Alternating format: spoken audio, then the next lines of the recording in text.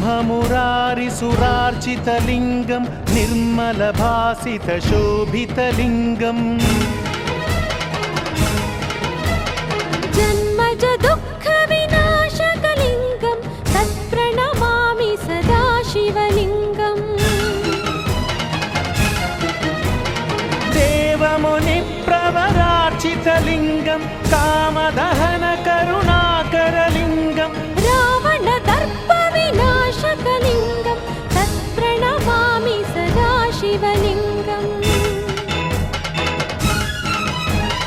सर्वसुगन्धसुलेपितलिङ्गं बुद्धिविवर्धनकारणलिङ्गम्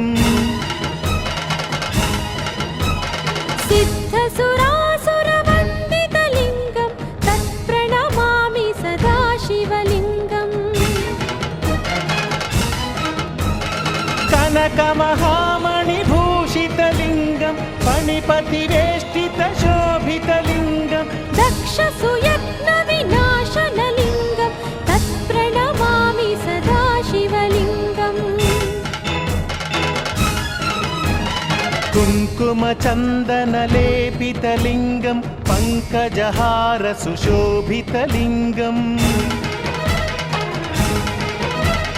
सञ्चितपापविनाशनलिङ्गं तत्प्रणमामि सदा शिवलिङ्गम्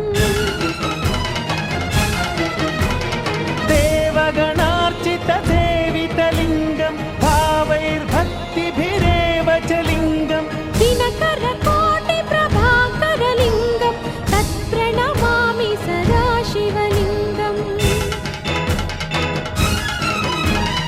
अष्टदलोपरिवेष्टितलिङ्गं सर्वसमुद्भवकारणलिङ्गम् अष्टदरिद्रविनाशनलिङ्गं तत्प्रणमामि सदा शिवलिङ्गम् सुरगुरुसुरवरपूजितलिङ्गं सुरवनपुष्पसदार्चितलिङ्गं परमपदं परमात्मकलिङ्गं तत्प्रणमामि सदा शिवलिङ्गम् लिङ्गाष्टकमिदं पुण्यं यः पठेच्छिव सन्निधौ शिवलोकमवाप्नोति शिवेन सह मोदति। ॐ महाप्राणदीपं शिवं शिवं